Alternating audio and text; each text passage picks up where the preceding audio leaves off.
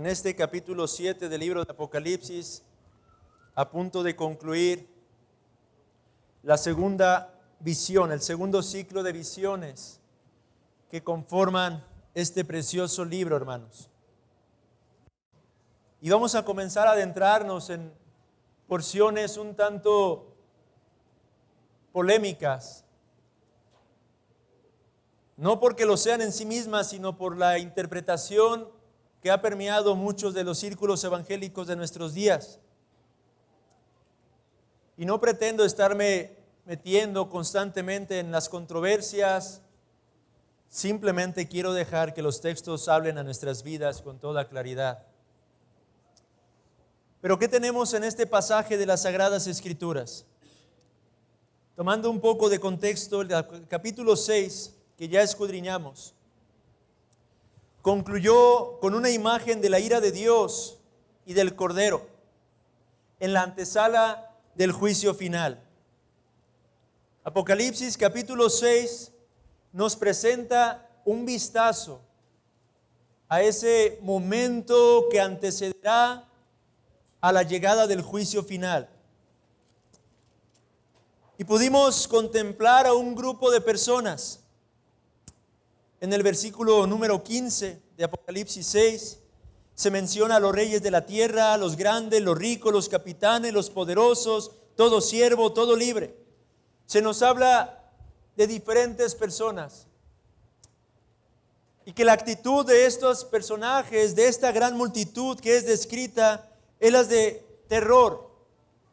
Estaban aterrados ante lo que estaban contemplando. Ellos clamaban, pidiendo el poder ocultarse, pidiendo a los montes, a las peñas que cayeran sobre ellos, para ser escondidos del rostro de aquel que se encuentra sentado sobre el trono y de la ira del Cordero. Y el capítulo 6 concluía con una pregunta que estos mismos personajes lanzaban, diciendo: porque el gran día de su ira ha llegado, ¿y quién podrá sostenerse en pie? Esa es la pregunta que hacen. ¿Quién podrá estar de pie delante de aquel que está sentado en el trono y del Cordero cuya ira se ha hecho manifiesta? Y la ocasión pasada decíamos que el capítulo 7 de Apocalipsis es una respuesta a esa pregunta. Porque hay una gran multitud que podrá estar de pie delante del Cordero y delante de aquel que está sentado en su trono. ¿Quién es esa gran multitud?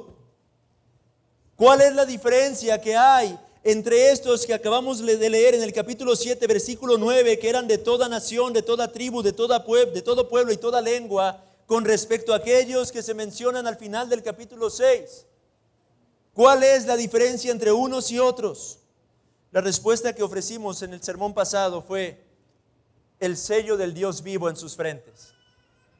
Esa es la gran diferencia entre un grupo y otro. Eso es lo que hace absolutamente toda la diferencia. El sello del Dios vivo en sus frentes. Y dijimos que este sello es algo simbólico, pero que habla acerca de tres elementos particularmente. Un sello autentifica algo. Un sello asegura la pertenencia de alguien. Un sello asegura algo. Y en ese sentido, estos que han sido sellados o que tienen el sello del Dios vivo en sus frentes, representan al pueblo de Dios. Son aquellos que han sido santificados. Son aquellos en quienes ahora mora el Espíritu Santo. Son aquellos que han sido apartados por la gracia de Dios en Cristo Jesús. Y la implicación de todo esto, hermanos, cuando entendemos que aún nosotros, los sellados, la iglesia de Cristo, tiene que experimentar sufrimientos, dificultades, atravesar por los diferentes juicios que Dios está ejecutando a través de los tiempos en este mundo caído.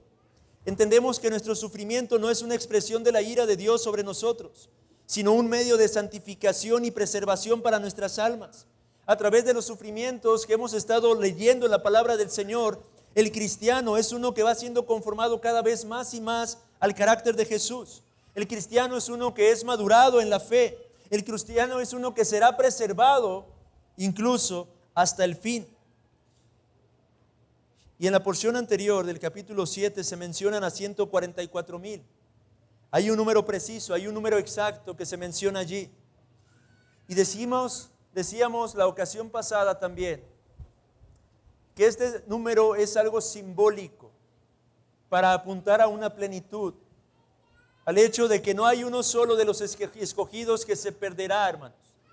Todos y cada uno de los que Dios el Padre ha escogido desde antes de la fundación del mundo vendrán a la salvación. Pero hay algo más, hermanos, que representa este conteo en la porción de la ocasión anterior y que por causa del tiempo no alcancé a mencionar en el sermón pasado. Si usted presta atención,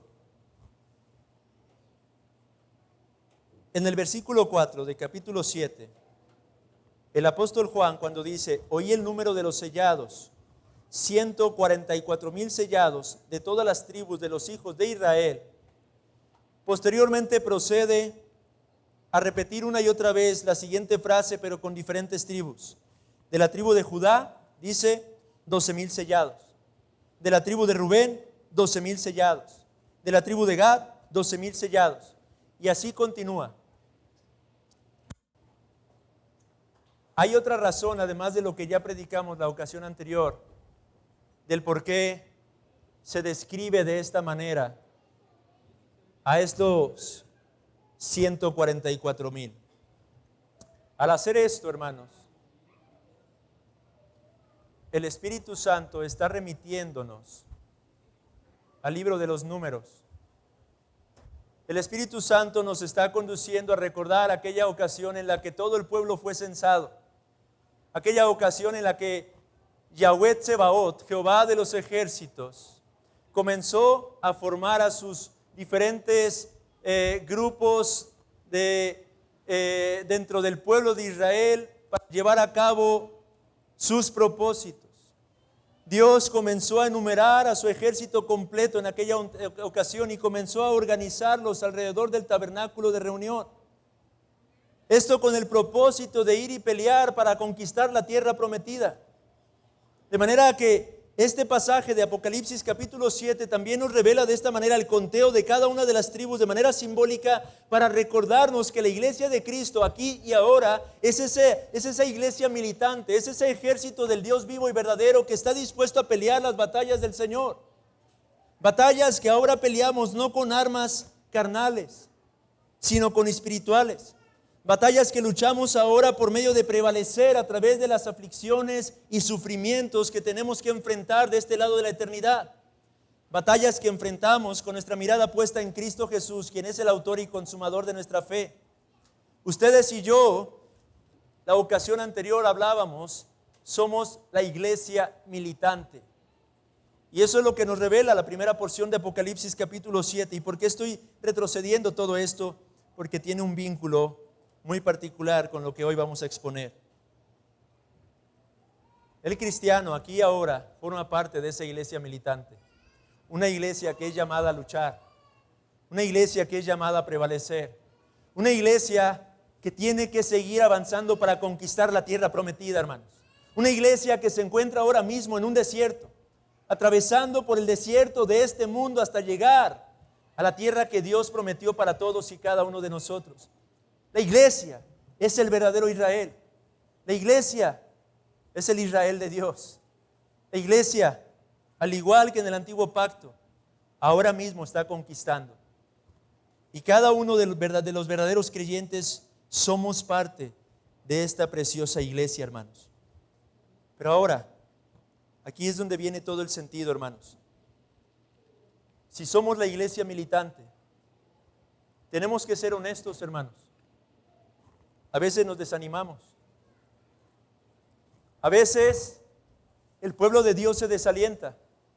A veces el pueblo de Dios comienza a desmayar en medio de este desierto. A veces el pueblo de Dios siente que ya no puede avanzar más. A veces el pueblo de Dios llega a tener dudas e inquietudes. A veces llegamos a cuestionarnos, ¿realmente llegará ese día? ¿Realmente hay un paraíso? ¿Realmente hay una vida eterna? ¿Realmente a través de los sufrimientos que estoy padeciendo estoy siendo victorioso? ¿Realmente llegaré a ser preservado en medio de tanta aflicción? Bueno, el Espíritu Santo hoy nos pone delante una ventana para decirnos, sí llegará ese día. Sí se cumplirán todas las promesas. Iglesia militante, contempla por un momento a la iglesia triunfante e identifícate con ella y cobre aliento para que puedas seguir perseverando en medio del desánimo, para que puedas seguir perseverando en medio del cansancio que implica el luchar todos los días contra el pecado, el luchar contra el mundo, el luchar contra las tentaciones, contra los desprecios, contra los rechazos. Dice un autor respecto a esto: el aliento que se ofrece a los santos en medio de la guerra espiritual es este: aunque ahora estés sufriendo, aquí está tu destino. Y este destino hace que el sufrimiento experimentado para llegar allí valga la pena.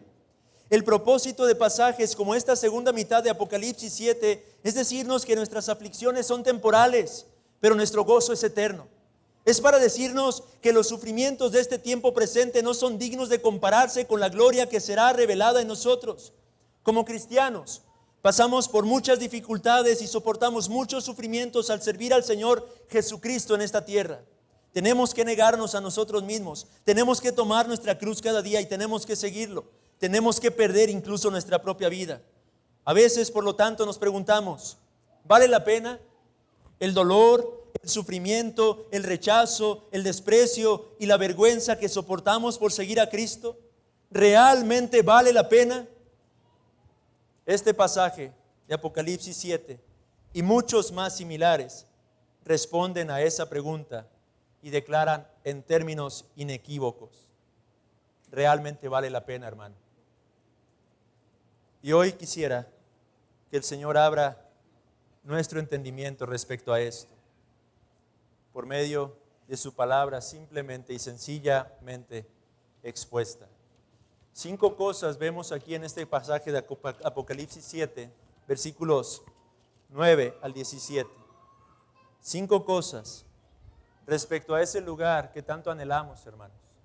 Sé que en sus bosquejos está escrito de una manera, pero lo cambié al final.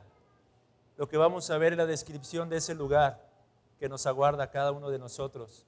Es el lugar en el que ya mismo se encuentra la iglesia triunfante, hermanos.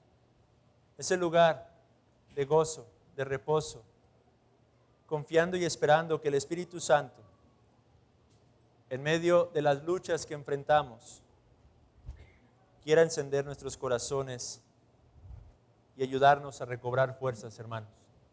Así que en primer lugar, ese precioso lugar es un lugar abundantemente poblado.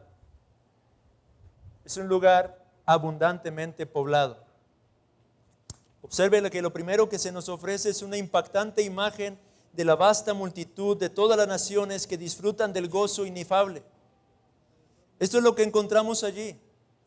Cuando el versículo número 9 habla de todas naciones, tribus, pueblos, lenguas, una gran multitud que absolutamente nadie podía contar, está trayendo a nuestra mente y corazón el cumplimiento de Génesis 13, Génesis 15, Génesis 22, cuando Dios le promete a Abraham que su descendencia sería innumerable. Así como las estrellas del cielo, le dijo a Abraham que no puedes contar, así será tu descendencia, Abraham. Lo que este pasaje nos revela entonces en Apocalipsis 7 es la fidelidad de Dios. Vemos aquí el cumplimiento de esas promesas. El apóstol Juan está contemplando a esta gran compañía de santos de todas las épocas y de todos los rincones de la faz de la tierra, reunidos, congregados para alabar y glorificar a su Dios, judíos y gentiles, de toda nación, de todo pueblo, de toda tribu y de toda lengua. Y al meditar en esto, hermanos, no podemos pasar por alto el reflexionar en la vasta generosidad del amor soberano y electivo de Dios. Piensa en esto, hermano. Cuán grande y abundante es el amor soberano y electivo de Dios, que Él, por su pura gracia y por su pura misericordia, se ha complacido en rescatar a pecadores indignos. El Señor no tenía la intención de salvar absolutamente a uno solo. Cuando Adán y Eva pecaron, Dios con toda justicia pudo haber llevado a cabo la condenación. Pero a Dios le ha placido mostrar su amor soberano. Y allá en la gloria, hermanos, habrá una gran multitud para reflejar la abundancia del amor de Dios en Cristo Jesús. Y aquí yo quiero mencionar algo y no pretendo ser dogmático en esto. Es algo personal. Pero la Biblia nos enseña claramente, muchos son los llamados y pocos los escogidos. Y eso es claro en las Escrituras. Dios llama al arrepentimiento a grandes multitudes, pero de esas grandes multitudes son pocos los que reconocen a Cristo Jesús como su Señor y Salvador. Y uno podría pensar que por lo tanto, los que estarán en la gloria serán menor en cantidad que los que estarán en la condenación eterna. Pero sin riesgo a querer ser dogmático, amados hermanos, aquí estoy de acuerdo con el príncipe de los predicadores, Charles Spurgeon, quien decía: mi Señor tendrá la preeminencia en absolutamente todas las cosas, y no podrá haber más en el infierno de los que están en la gloria y en los cielos. Quizá la palabra de Dios es real, muchos son los llamados y pocos son los escogidos, pero piensa en la gran cantidad de pequeños que son asesinados día tras día y que estarán allá en la gloria seguramente, no porque ellos sean inocentes, pero porque Dios es soberano en su salvación y porque Cristo Jesús es la base para el perdón de los pecados. Por esa causa y por muchas otras razones, bien puedo estar confiado en que allá en la gloria serán muchos más los que estarán alabando al Señor para manifestar de esta forma la abundante gracia de nuestro Hacedor. Y por otro lado, al contemplar en esta gran multitud, amados hermanos, espero que podamos cobrar ánimo. ¿Por qué? Porque nuestros esfuerzos evangelísticos nunca serán en vano. Amado hermano, predica a Cristo. Pero hermano, es que no creo que estén escuchando predica a Cristo. Pero hermano, es que creo que no están recibiendo la palabra de Dios, predica a Cristo, hermano. Quizá allá en la gloria te llevará sorpresas, porque será una multitud tan vasta, que seguramente te encontrarás con personas que escucharon la palabra de Dios predicada por ti. Quizá en ese momento no hubo fruto, pero tiempo después seguramente el Señor obró en ese corazón, en esa alma, en esa vida. Amado hermano, hay una vasta multitud. Que eso nos aliente a seguir predicando a Cristo y a este crucificado. Que eso nos aliente a seguir proclamando las buenas nuevas con la esperanza y la certeza de que habrá una vasta multitud allá en la gloria alabando y glorificando a nuestro Señor. Pero ahora la pregunta más importante a la luz de este primer punto es: ¿crees tú que estarás dentro de esa multitud? ¿Tienes tú la certeza y la seguridad de que en aquel día estarás contado entre esa gran muchedumbre de personas de toda nación, pueblo, tribu y lengua?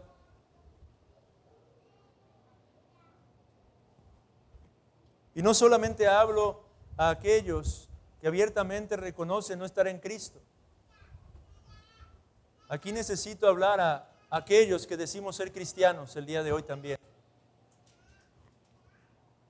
Quiero hablarle a cada uno de aquellos que decimos ser regenerados. Porque de tiempo en tiempo se vuelve necesaria la exhortación de 2 Corintios 13:5, cuando el apóstol Pablo nos dice: examinaos a vosotros mismos si estáis o no en la fe. ¿Tienes tú la certeza, la seguridad de tu salvación? Ojo, aquí no estoy preguntando si eres miembro de esta iglesia local o miembro de alguna iglesia local. Tampoco estoy preguntando si hiciste una profesión de fe en el pasado. Tampoco estoy preguntando si participas de la cena del Señor o no. Lo que estoy preguntando es si tienes tú la certeza de haber nacido de nuevo. ¿El Espíritu Santo ha hecho esa obra en tu corazón? De tiempo en tiempo se vuelve necesario, amados hermanos, que examinemos nuestro propio corazón. No a la luz de nuestras experiencias, no a la luz de nuestras obras, no a la luz de nuestro activismo, no a la luz del evangelismo que llevamos a cabo, a la luz de la palabra de Dios que es siempre veraz. Primera de Juan es una carta que fue escrita con ese propósito, o uno de esos propósitos. El propósito de que aquellos que decimos ser cristianos podamos examinar si realmente hemos pasado de muerte a vida. Observe lo que dijo el apóstol Juan en su primera carta, capítulo 5.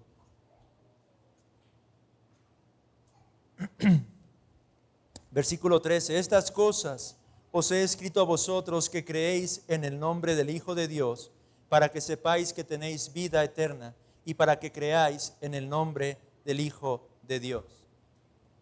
El apóstol Juan está diciendo, yo escribí estas cosas para que ustedes puedan tener la certeza de si son hijos de Dios o no, para que puedan reconocer si hay vida eterna en ustedes o no la hay. Yo escribí estas cosas para que ustedes puedan examinarse a la luz de ellas y puedan ver si las evidencias que se manifiestan vez tras vez aquí son una realidad en sus propias almas. ¿Cuáles son esas evidencias? Algunos han señalado 5, otros 4. Hoy voy a mencionar solamente 4 que se repiten una y otra vez a través de toda la primera carta del apóstol Juan. Particularmente podemos ir al versículo 1 al 5 del capítulo 5 y a través de ello extraer estas 4 evidencias. Observe lo que dice. Todo aquel que cree que Jesús es el Cristo es nacido de Dios, y todo aquel que ama al que engendró, ama también al que ha sido engendrado por él. En esto conocemos que amamos a los hijos de Dios, cuando amamos a Dios y guardamos sus mandamientos. Pues este es el amor a Dios, que guardemos sus mandamientos, y sus mandamientos no son gravosos. Porque todo lo que es nacido de Dios vence al mundo, y esta es la victoria que ha vencido al mundo, nuestra fe. ¿Quién es el que vence al mundo sino el que cree que Jesús es el Hijo de Dios? Hay 4 cosas que podemos identificar aquí como evidencias de alguien que ha pasado de muerte a vida. Número 1, creer en Cristo. La fe en Cristo. ¿Cree usted en Cristo Jesús como su único y suficiente Salvador? ¿Cree en Cristo como su Señor? Número 2, un amor por la iglesia, un amor por los santos, un amor por el pueblo de Dios. Dice el versículo 1, todo aquel que cree que Jesús es el Cristo es nacido de Dios, y todo aquel que ama al que engendró, ama también al que ha sido engendrado por él. En esto conocemos que amamos a los hijos de Dios. El amor al pueblo de Dios es una evidencia de haber pasado de muerte a vida. Por eso es que a menudo cuando hay alguien que dice ser cristiano y no se congrega en ninguna iglesia local, dudo mucho de su profesión de fe.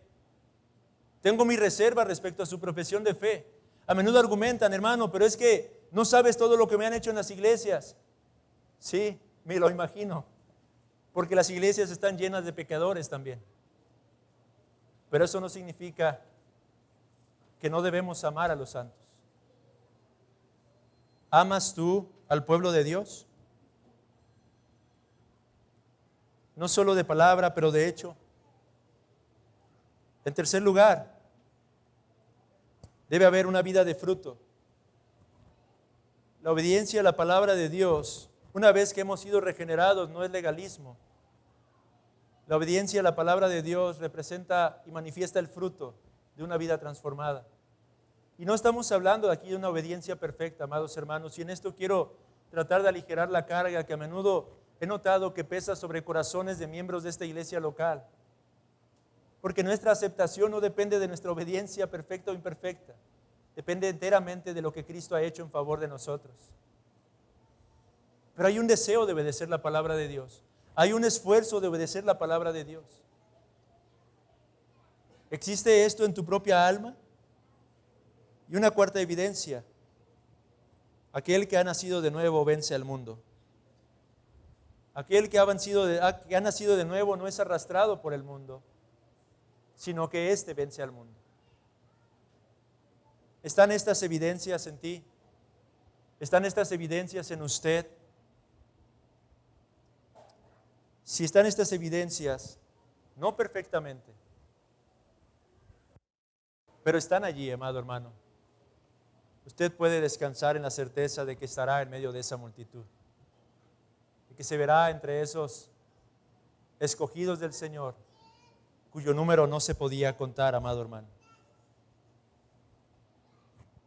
Segundo lugar, este pasaje nos presenta no solamente que este lugar es un lugar abundantemente poblado, pero es un lugar lleno de alabanza. Este lugar en donde se encuentra la iglesia triunfante es un lugar lleno de alabanza. Tras haber mencionado la gran multitud que no se podía contar, se nos dice al final del versículo 9 que esta multitud se encontraban vestidos de ropas blancas y con palmas en las manos. ¿Qué representan estas palmas en las manos, hermanos? Las palmas en las manos es un elemento que se empleaba para la celebración de la fiesta de los tabernáculos de los judíos.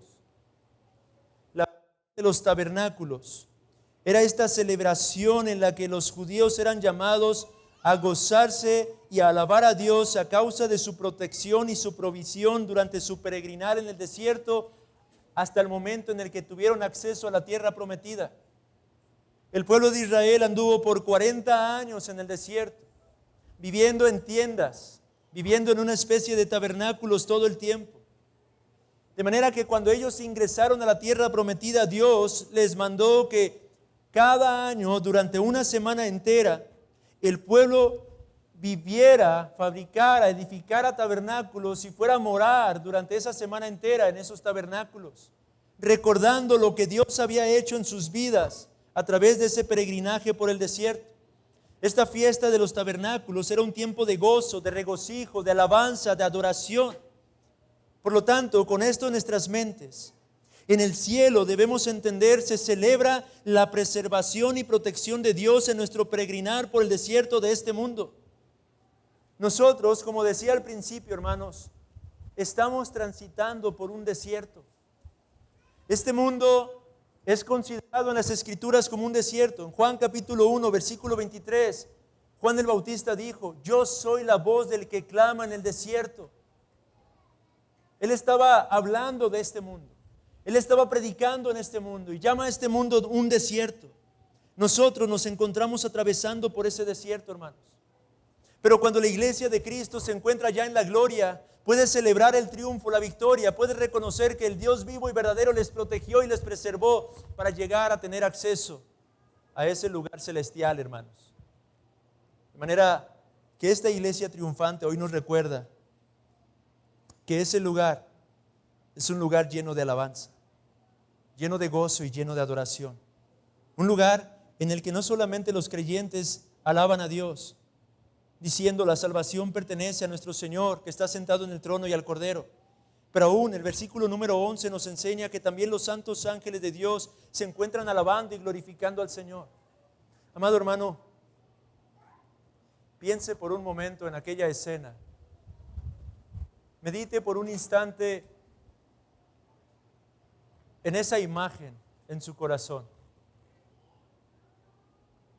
La iglesia donde yo conocí a Cristo, ya no veo.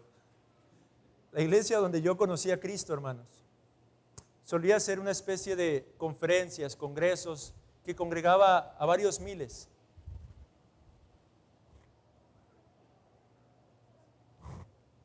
Y la imagen de cosas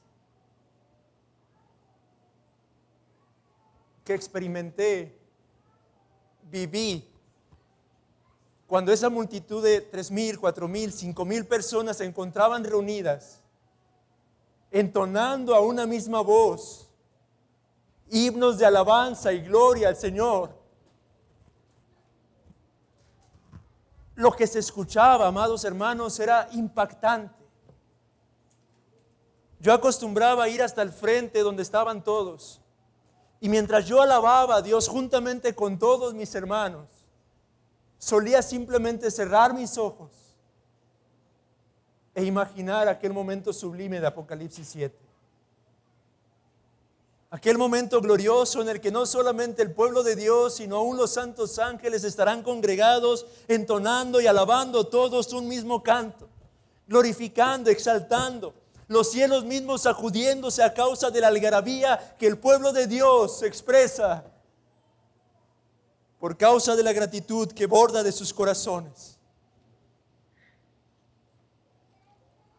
Y porque el Cordero es digno. Dios Padre, Hijo, Espíritu Santo es digno.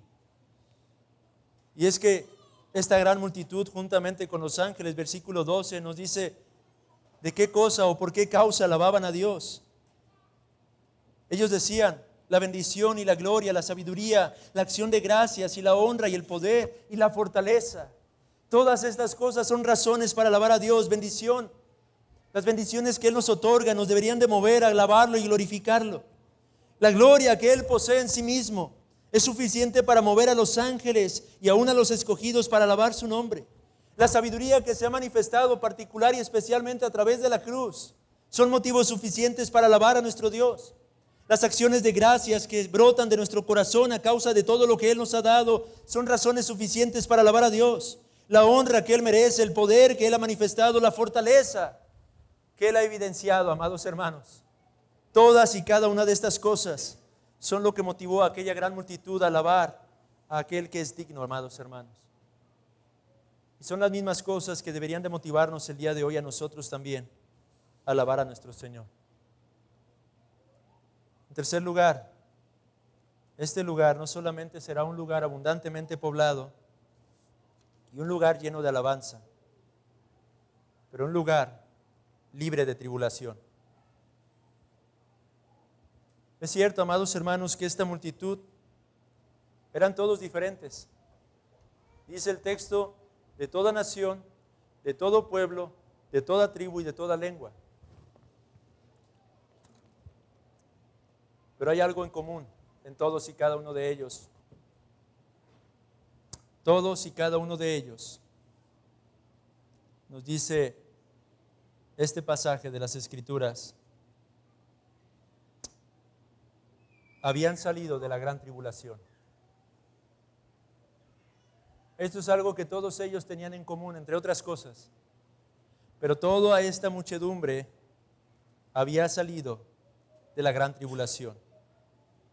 ¿Y a qué se refiere con la gran tribulación, hermanos? Aquí empezamos con las controversias. Y no voy a meterme en problemas, simplemente voy a decir lo que creo que es lo que enseña el texto. Esta frase, amados hermanos, habla de la historia de esta multitud, no de un periodo de tiempo. Dice Ben Poitres: algunos identifican la gran tribulación como un periodo final de persecución poco antes de la segunda venida. Pero las tribulaciones para los cristianos a lo largo de la era de la iglesia, de modo que toda la era puede caracterizarse como tribulación. Omití una frase. Pero las tribulaciones para los cristianos son una realidad a lo largo de la era de la iglesia, de modo que toda la era puede caracterizarse como tribulación. La gran tribulación hace alusión a la historia del pueblo de Dios, hermanos. La gran tribulación es lo que la iglesia de todas las épocas ha enfrentado una y otra vez. La gran tribulación es lo que usted y yo enfrentamos día tras día en un sentido. La Biblia enseña, vaya por ejemplo a 2 de Tesalonicenses capítulo 1, versículos 3 al 5. 2 de Tesalonicenses capítulo 1, versículos 3 al 5. El apóstol Pablo, escribiendo a esta iglesia, dice lo siguiente: debemos siempre dar gracias a Dios por vosotros, hermanos, como es digno, por cuanto vuestra fe va creciendo y el amor de todos y cada uno de vosotros abunda para con los demás. Tanto que nosotros mismos nos gloriamos de vosotros en las iglesias de Dios por vuestra paciencia y fe en todas vuestras persecuciones y tribulaciones que soportáis. Esto, dice el apóstol, es demostración del justo juicio de Dios, para que seáis tenidos por dignos del reino de Dios, por el cual asimismo padecéis. Tesalónica estaba enfrentando tribulación, estaban enfrentando padecimientos, dificultades. Y el apóstol Pablo dice: esto es algo necesario. Esto es algo que tienen que enfrentar. Segunda de Timoteo, capítulo 3.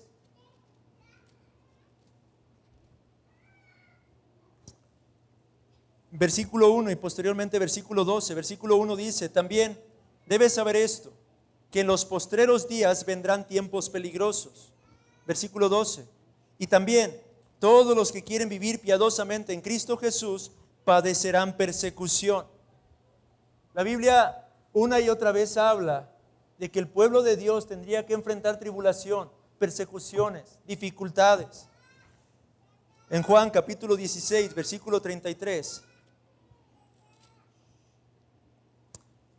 Jesucristo nuestro Señor dijo a sus discípulos, estas cosas os he hablado para que en mí tengáis paz. En el mundo tendréis aflicción, pero confiad, yo he vencido al mundo. La palabra griega que se traduce como aflicción es la misma palabra para tribulación en Apocalipsis 7. En el mundo tendréis tribulación, pero confiad, yo he vencido al mundo. Hechos 14, un último texto. Hechos capítulo 14, versículos 21 y 22. El apóstol Pablo aquí.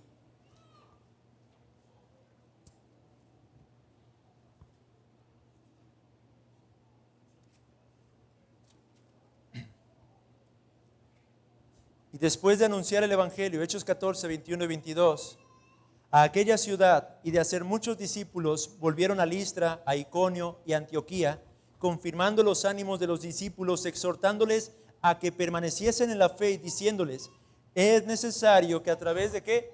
Muchas tribulaciones entremos en el reino de Dios. Exactamente la misma palabra griega también. Hendriksen dice, esta tribulación es grande porque lo incluye todo. Todas las persecuciones y pruebas del pueblo de Dios, simbolizadas por los sellos, están incluidas en ella. La enseñanza principal es que los santos superan entonces sus tribulaciones. Vimos Apocalipsis 6, hermanos, y hablamos de los sellos. Los sellos que fueron siendo desatados, entre los cuales encontrábamos los jinetes del Apocalipsis. Hablamos de que esto representan juicios que Dios está enviando sobre esta tierra continuamente. Juicios que también nos afectan de alguna manera a todos y a cada uno de nosotros. Guerras, hambres, enfermedades, pestes, escasez, diversas tribulaciones los cristianos tenemos que enfrentar juntamente con los incrédulos. La gran diferencia, amados hermanos, es el destino que nos depara a todos y a cada uno de nosotros y el propósito de esas tribulaciones en nuestras propias vidas, que es completamente distinto al de los incrédulos. Tribulación, por lo tanto, es algo que experimenta todo creyente. Los 144,000 o la multitud innumerable, que son frases sinónimas para referirse a la iglesia de Cristo, va a enfrentar tribulación. Si usted está en Cristo, amado hermano, ha enfrentado tribulación y debe esperar seguir enfrentando tribulación. Ahora, esto nos lleva a pensar dos cosas. Lo primero, amado hermano, es entender que por lo tanto la tribulación no es algo inusual. Cuán a menudo he escuchado a algunos de ustedes, y quizá uno mismo en su debilidad, puede llegar a expresar el hecho de estar sorprendido a causa de las dificultades que estamos enfrentando. Pero si leemos las Escrituras con cuidado, lo último que deberíamos hacer es sorprendernos. Tribulación es algo que todo creyente debe de esperar en su vida. Es algo que usted y yo debemos de esperar, sufrir, recibir, enfrentar. Si verdaderamente estamos en Cristo, vamos a enfrentar tribulación. Pero en segundo lugar, además de que no es algo inusual, estoy de acuerdo con lo que dice un autor. Tribulación también es algo relativo. ¿Qué queremos decir con esto? Que las tribulaciones que cada uno de nosotros enfrentamos no van a ser exactamente idénticas en intensidad, hermanos. Dios da a cada uno conforme a su voluntad y soberanía y conforme a los dones que ha repartido y ha concedido. El asunto está en que yo lo he visto al tratar consejerías. Tribulaciones de algunos de ustedes son sumamente fuertes para ustedes, pero cuando las escucho pienso que seguramente para otro hermano no serían igual de intensas ese tipo de tribulaciones, pero para usted lo son. Y no está mal que lo sean, porque a usted le ha dado ciertas gracias el Señor. Por esa causa es que no todos vamos a enfrentar persecución. Yo no sé si los que estamos aquí tendremos que enfrentarla. Una cosa es segura: Dios da siempre juntamente con la tentación o con la prueba la salida. Dios nos da la gracia. Dios nos da lo necesario para que podamos enfrentar las diversas pruebas, las diferentes aflicciones que somos llamados a enfrentar. Pero tenemos que entender que aunque son similares en un sentido de sus tribulaciones y las mías, no son iguales en cuanto a intensidad. Y eso no quiere decir que usted es más débil o que yo soy más fuerte, o que yo soy más débil y usted es más fuerte. Lo único que quiere decir es que Dios soberanamente da y reparte a cada uno conforme a su sola potestad. Y Él usa esas tribulaciones igual en su vida como en la mía. Y Él las usa para prepararnos según el llamado que nos está dando a cada uno de nosotros. Grandes hombres que fueron grandemente usados por Dios tuvieron que enfrentar tribulaciones particulares, persecuciones particulares, pero Dios les dio un llamado particular. Esta generación, nosotros, o la generación por venir, no sé si enfrentaremos algún tipo de tribulación mucho más intensa, no lo sé. Lo que sí sé es que Dios dará la gracia para enfrentar esas dificultades. ¿O no se ha preguntado usted a menudo, hermano? Yo me he hecho esta pregunta: ¿qué si se comenzara la persecución? ¿Sería capaz yo de no negar a Cristo? Si me apuntaran con un arma en la cabeza, me pidieran que negara a Cristo, a veces, tal vez haciéndome el fuerte, pienso que tal vez podría resistir eso. Pero ¿qué si esa arma se la ponen a su hijo,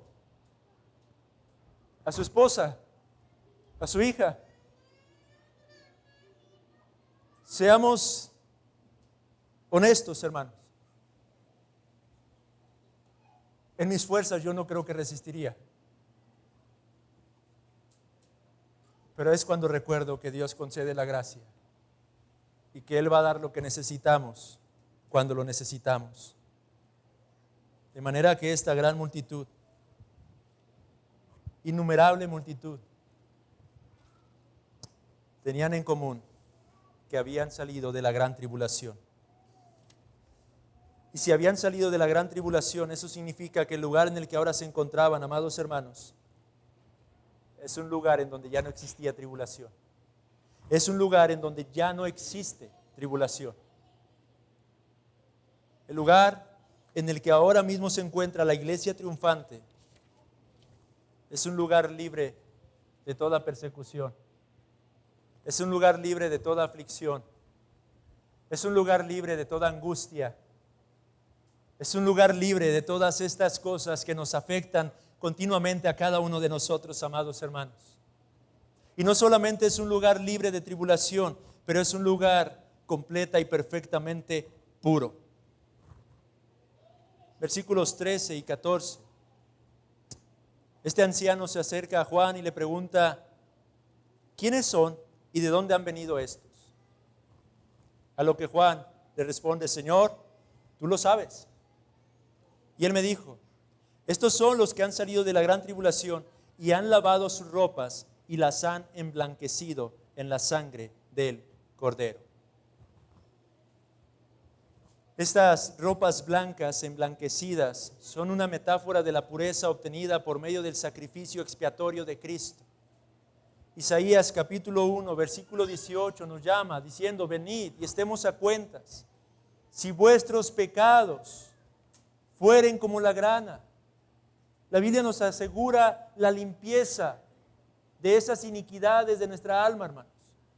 En Cristo nosotros somos perfectamente limpiados, somos purificados. Pero lo glorioso al meditar en esta escena, amados hermanos, es que para esa iglesia triunfante, la batalla por el pecado o contra el pecado finalmente terminó. Y terminó para siempre, hermanos. Mediten esto. Esa gran multitud se encuentra sin pecado ya en su registro. No hay pecado en su récord, en su historial. Pero no hay pecado tampoco ya en sus personas. Esta gran multitud está con vestiduras blancas porque ya no tienen absolutamente nada de pecado. En la tierra esta gran multitud se caracterizaba porque tenían hambre y sed de justicia. Ahora en ese lugar se encuentran absoluta, completa y perfectamente saciados. Son sin culpa, son sin mancha, son sin arruga en su propio carácter. Ahora son santos como su Dios es santo. Amado hermano, yo no sé usted, pero cuán a menudo me siento cansado de mi pecado.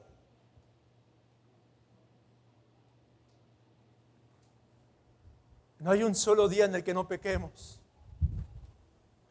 No hay un solo día en el que no luchemos con algún pensamiento o con alguna respuesta irada, orgullosa, egocéntrica. Pero este texto nos recuerda que sí hay esperanza, que llegará el día en el que seremos perfectamente libres de todo pecado, de toda iniquidad. Hermano, ahí estará usted sin ninguna mancha en su registro, en su historial. Su propia persona será santa como su Dios es santo. No habrá mancha ni arruga, absolutamente una sola deficiencia en su carácter, hermano. Estará libre de toda culpa, libre de todo pecado, libre, finalmente, perfecta y completamente libre.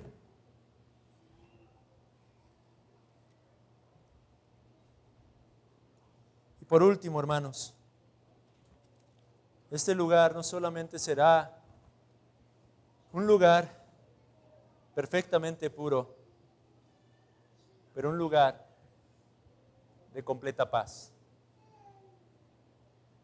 Versículos 15 al 17 dice: por esto están delante del trono de Dios y le sirven día y noche en su templo, y el que está sentado sobre el trono extenderá su tabernáculo sobre ellos. Ya no tendrán hambre ni sed, y el sol no caerá más sobre ellos, ni calor alguno, porque el Cordero que está en medio del trono los pastoreará y los guiará a fuentes de aguas de vida, y Dios enjugará toda lágrima de los ojos de ellos. Oh, amado hermano, si usted está en Cristo, usted es uno que debería amar servir a Cristo. Pero aunque ama servir a Cristo, lo cierto, si es honesto, es que lucha por servir a Cristo.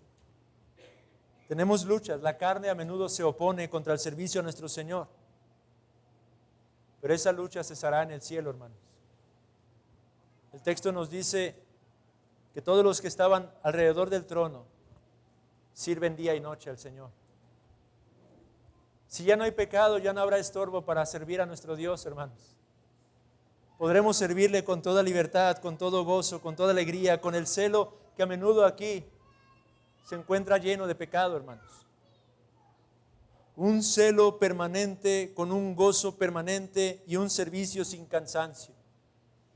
No se me olvida la ocasión en la que una hermana, ya hace muchos años, ignoro si conocía a Cristo o no conocía a Cristo. Quizá conocía a Cristo y era una hermana completamente inmadura. Pero me chocó cuando me dijo: ¿vamos a adorar todo el tiempo en el cielo? ¿En serio es lo que vamos a hacer? Sí, hermana, vamos a adorar permanentemente en el cielo. Qué flojera, me dijo.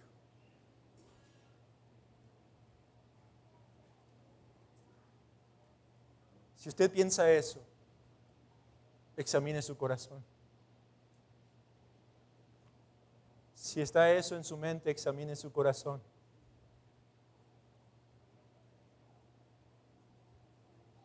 Porque si el Espíritu Santo ha hecho una obra genuina en usted, nuestro anhelo es adorarlo y servirlo. Y nuestra lucha es porque no podemos hacerlo como quisiéramos. Nuestra lucha es porque a menudo desmayamos y nos cansamos.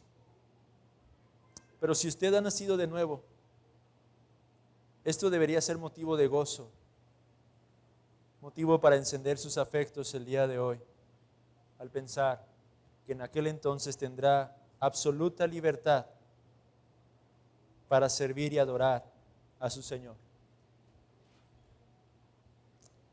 En aquel lugar se nos dice, para concluir, que nuestro Señor nos pastoreará, es decir, nos alimentará. Ya no tendremos hambre ni sed. Dios mismo, Cristo mismo, nos guiará a fuentes de aguas de vida. Él es el pan de vida y el agua de vida. Y lo que ocurrirá en aquel entonces es que nuestro corazón será completamente saciado. No solo eso, las cosas que causan lágrimas, aquí y ahora, desaparecerán para siempre, hermanos. Por lo tanto, en aquel lugar no habrá decepciones. En aquel lugar no habrá rechazo. En aquel lugar no habrá más pérdidas. En aquel lugar no habrá dolor. Porque no habrá lugar para guerras, hambre, enfermedad. Todas las cosas que ahora mismo acontecen a nuestro alrededor serán completa y perfectamente removidas, hermanos. No habrá lugar para la tristeza, porque lo que causa nuestras aflicciones aquí ahora serán desaparecidas por completo. No habrá lugar para las lágrimas de dolor y sufrimiento, porque todo eso será completamente eliminado, amado hermano. Por eso es que este lugar será un lugar de perfecta y completa paz. Un lugar de felicidad y gozo ilimitado e ininterrumpido. Un lugar en el que finalmente podremos estar contemplando la gloria de Dios en la faz de Cristo, amados hermanos. ¿Tenemos esperanza entonces en medio de nuestra tribulación? Sí, la tenemos, hermanos. ¿Tenemos esperanza en medio de nuestro peregrinar por este desierto, rumbo hacia la tierra prometida? Sí, la tenemos, hermanos. ¿Vale la pena entonces seguir perseverando? Lo vale, amado hermano. ¿En dónde podemos encontrar aliento para poder seguir y continuar? Contemplando las gloriosas y preciosas promesas y textos como el que el día de hoy el Señor pone delante de nosotros, hermanos. Elevemos nuestra mirada, Señor, hermanos, hacia este glorioso lugar en donde ahora mismo se encuentra reunida y congregada la iglesia triunfante, y hacia donde todos y cada uno de nosotros estamos dirigiéndonos, amados hermanos, si hemos puesto nuestra confianza verdaderamente en nuestro Señor Jesucristo. Un lugar abundantemente poblado, un lugar lleno de alabanza, un lugar libre de tribulación, un lugar de perfecta pureza y un lugar de completa paz. Es el que nos aguarda a la iglesia militante aquí y ahora, hermanos.